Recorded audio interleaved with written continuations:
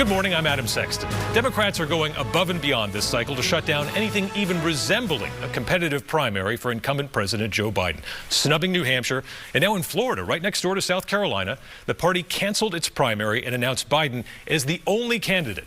Of course, the Granite State does things differently. Here there is a contest, and that's why Dean Phillips, Democratic challenger to President Biden, is with us this morning. Congressman, thanks for joining us on It's great to be with you, Adam.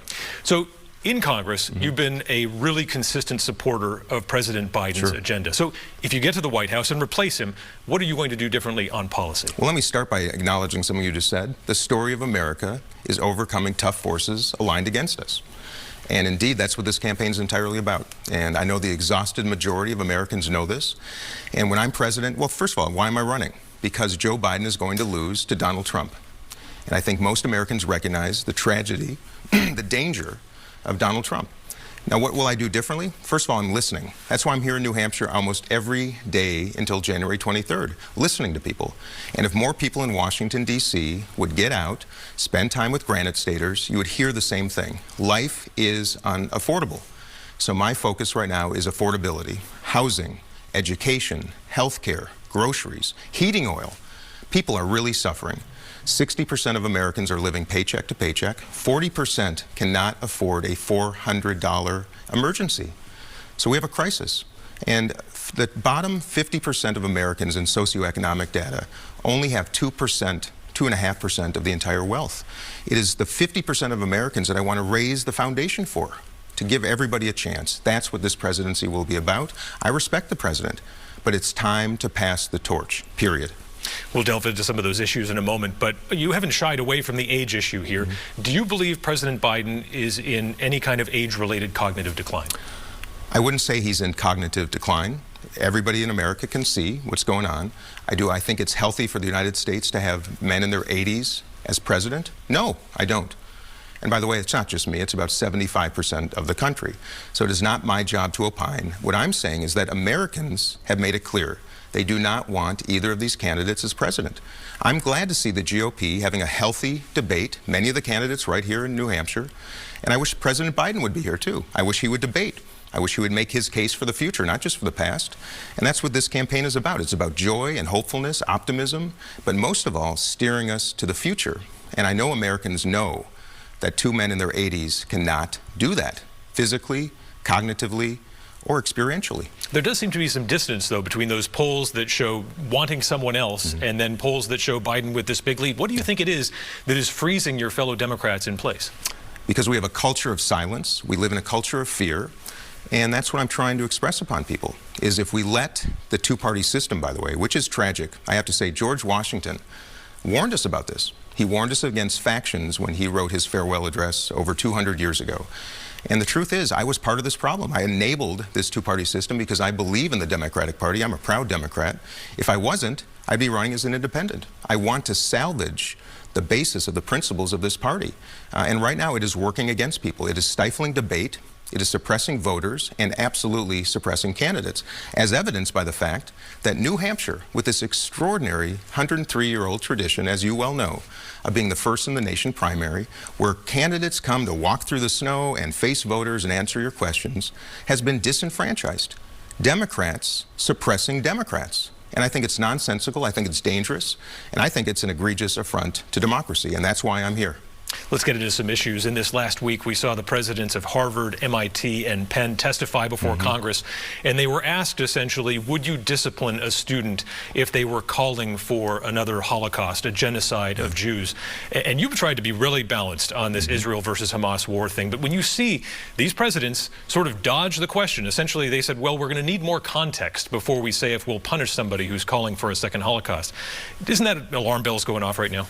More than alarm bells, I was appalled.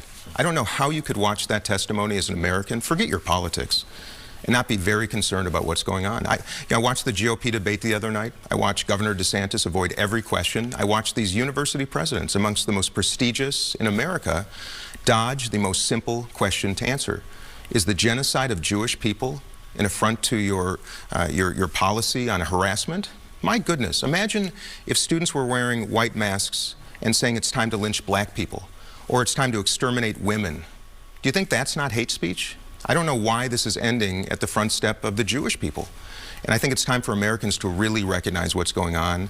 And people of principle, this is not a campaign just for Democrats. My campaign is a campaign of invitation, not confrontation.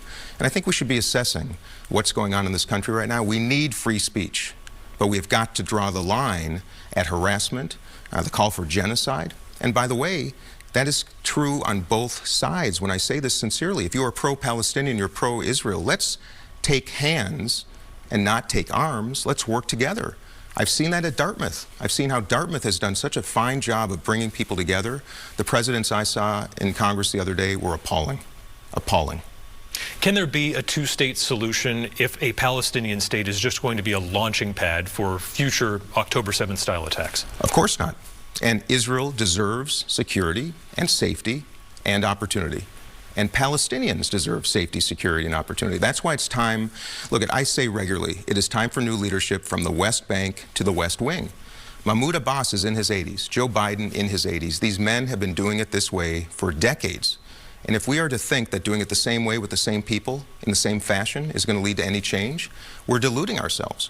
And I believe there is great possibility. I intend to be the first Jewish American president in our history who signs documents that establishes a Palestinian state. And when we do so, there has got to be a multinational effort to ensure safety and security for both nations. And yes, it's possible, but it takes will, it takes fortitude and resolution. And I do not see that right now with this administration. And by the way, Adam, we have 8 Americans being held hostage by a terrorist organization in Gaza, Hamas. I believe the president should be in front of the cameras every morning, every night, demanding their release, making a plan for their extraction with our special forces, using every lever of American power to get them out. They've been there for 2 months, and no one's talking about it. So I'm appalled. And it's time for change. Let's switch hemispheres on foreign policy. If you were in the Oval Office right now, how are you handling this crisis in Guyana? Well, it's another challenge. This is where foreign policy matters. And by the way, it's about being upstream. We can anticipate what is happening there. We should have anticipated what is happening in Ukraine, and we surely could have anticipated what is happening in the Middle East. And I want to talk about Ukraine as well, because this is an example where President Biden, who's a good man, was in the White House for 8 years with President Obama when Vladimir Putin took Crimea, a piece of Ukraine. He did so because that's how he operates. You take an inch and you don't do anything, he's going to take a mile. If we allow access to $6 billion in return for 5 hostages in Iran, do you think Hamas isn't going to take hostages and hold them as long as it takes to extract something from us? That's how this works. And the same is true with what you just referenced. We have to anticipate. We spend $1 trillion a year on our military. We spend hundreds of billions of dollars on foreign aid. We have almost given up on South America, on Africa, and we've withdrawn from the Middle East. I think it's time for America to take the lead by working together.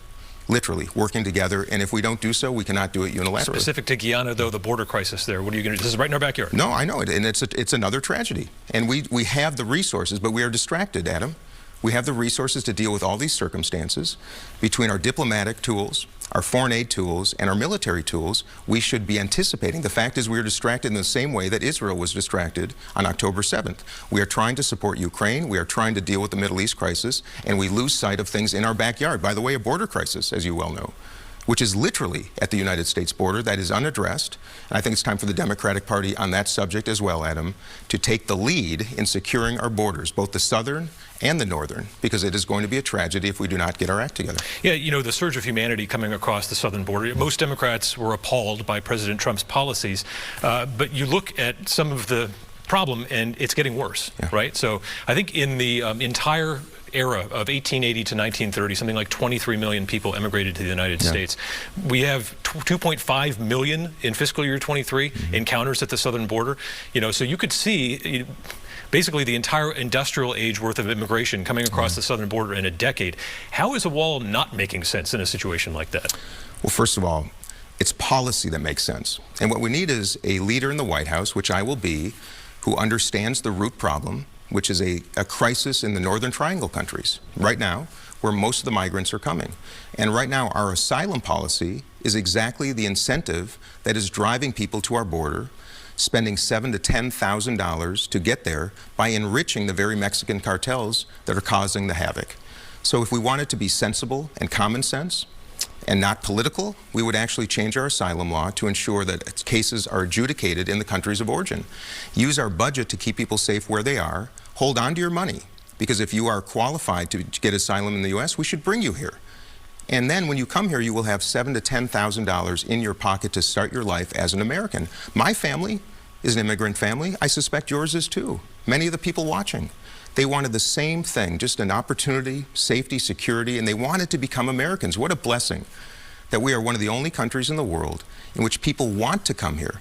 So instead of making it a crisis of immigration, we should make it a crisis of national security by sealing the border. And the answer is yes, we do need barriers in a lot of places on our southern border. We need better technology. We need to replace our ports of entry, which are woefully inadequate. But most of all, we have got to work with the Mexican government, and we've got to change our policy to provide an incentive to stay at home while you apply to be an American. And those who come and would break the law have to be dealt with in a different way. That is, by the way, that is the common sense solution, and that is how Republicans and Democrats actually feel. The problem is we have politicians in Washington that are only considering what can get them elected. And I'm sick of it, and that's why I'm running for president.